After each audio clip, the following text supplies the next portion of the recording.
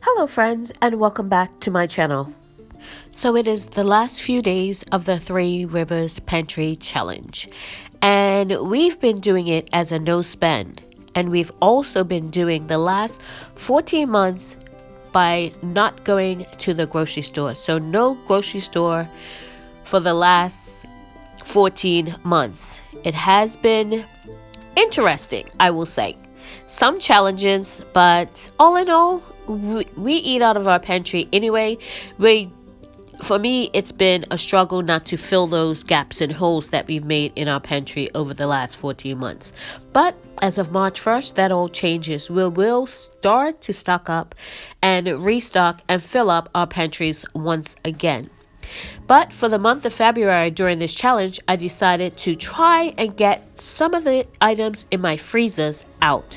So I thought for this very last meal, it would be a complete freezer meal. So everything you're going to see has come out of our freezers.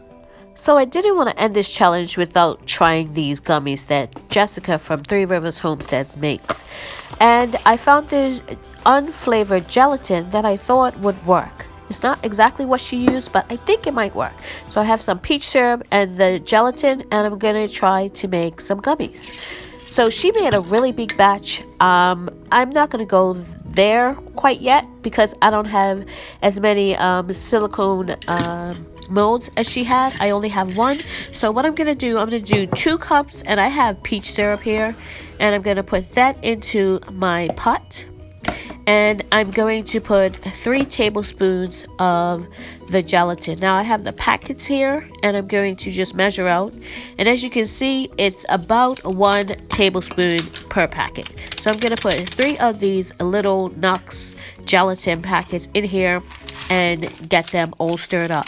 Hopefully, cross my fingers, it's enough and it does what it's supposed to do, because this is the first time I'm actually trying to make gummy bears, and if it works, I definitely will be making these again and again because the family loves them.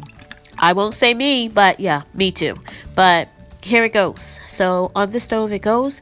Now she said just warm it because what she was using was orange juice and she didn't want to destroy the vitamin C. I'm just bringing it to like almost a simmer. I know it kind of looks like it's not boiling, it's just simmering. I wanted to make sure the gelatin was dissolved. So I just put it in a measuring cup because I don't have one of those little pipettes that she had. And my mold is pretty big, and this is the only one I had. So hopefully this will fill it up. And I will say that it smells good. I did taste a little bit of it, so it is sweet enough. This is a light syrup that I had off my peaches, so it should be good. And 2 cups filled up this tray perfectly. So all of that foam on the top came from me stirring it constantly. I was stirring it to make sure the gelatin dissolved and it wouldn't stick to the bottom of my pan. So that's where that came from. Hopefully it will be all right. So here they are. They have set. I did put them in the fridge for half an hour and try to get them out, and as you can see, they kind of stuck. And then I put them in the fridge for about an hour, and as you can see, they are still sticking. So I don't know what I did wrong. I'm just going to go back and look at the video and find out what I might have done incorrectly. So yeah, I did try them. They're not that sweet. I don't know if I should have put like some honey or something. I thought the syrup was sweet enough, but once I froze them and all that kind of stuff, it wasn't really that sweet. So maybe I should have added some honey, which I didn't.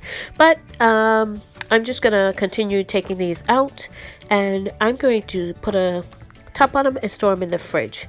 So a little later on, I figured out that if I just push from the back like this and just gently pull them out, I was getting them out pretty whole. So it might be the mold I am using. This is the only one I had, so this is what I used. So I'm just pushing at the back and just letting them pop out themselves and then just pulling them off. Sometimes they work good and sometimes they don't. So here they are. I'm just going to put them in the fridge with a top on them and we'll eat them like that. They kind of remind me of Jello and not gummy bears. So I actually went back and watched the video again, and I did get the measurements wrong. She put 15 tablespoons of gelatin to 5 cups of juice. So I remade a second batch, and I used 1 cup of, I'm using syrup, to 3 tablespoons of juice, of the gelatin, and they are pretty much the same. Yeah, they are not as firm as a gummy bear. It might be because I'm using this bigger mold, but I will say they are releasing a lot better than the first batch is. So they still taste good. I did put a little bit of honey in this one, and I did color them a different color, so as you can see, but I'll put them in the fridge and we'll eat them. Thanks to Jessica at Three Rivers Homestead for sharing this recipe for her gummy bears. So here is what I put together for our last supper, so to speak. I have macaroni and cheese. This is from Christmas. I actually made too much for our gathering, so I had this left over, and in the freezer it went. I have some chicken, and this is Swiss chard from last year's garden, and I found a half bag of broccoli, and I have 2 more bags of broccoli in there if I need it, which I probably will, because that Swiss chard is not enough. So it's actually the night before. I'm going to defrost this in my fridge. So it is the next morning, and my chicken did not defrost all the way, so I just put it in my kitchen sink with some cool water. Now it's about an hour later, and it is completely defrosted. I did wash it, as I do all my meats, with a little bit of lemon juice. So now I'm just going to marinate it for about a half an hour to an hour in the fridge before I actually start to cook. Actually, probably longer than that, because it's first thing in the morning, and I won't start cooking until probably about 2 or 3 in the afternoon. So at least a half an hour marinate. You want to marinate your meat for, well, at least I do. So I'm just putting in seasonings, and I use Italian dressing. I found that's a great marinade to use on just about any meat. So I'm going to do that. Put it in my Glad container, and I'm just going to, this is my trick for not putting my hands in, I'm just going to shake it up, and that's going to coat all the chicken or meat or whatever you're doing. I do this for everything, and I'm going to sit this in the fridge and come back to it when I'm ready to put it in the oven. I will take it out about a half an hour, make it come to about room temp before I put it in the oven. So it is several hours later, and here it is in the oven. The macaroni and cheese is on the left, and the chicken is on the right.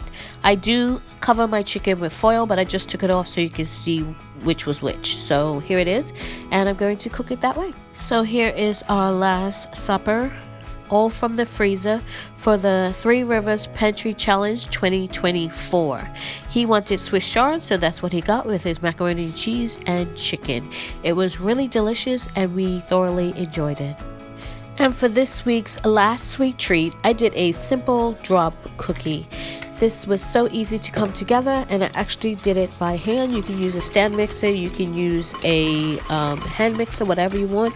I just used the whisk for most of it, and then a spatula to mix in my flour here. And this is what they look like. We are out of so much, and that's why everybody's so glad. As of tomorrow, we are going to be restocking our pantry. I'm out of chocolate chips. I'm out of peanut butter. I'm out of so many things, but that's okay. We made it. And I just want to thank Jessica from Three Rivers Homestead for putting on this challenge. This is the second year we've participated as a creator, and it's been an awesome experience. Thank you so much, and God bless. Thank you so much for watching. If you haven't subscribed, please subscribe and click that notification bell to be notified when I upload videos.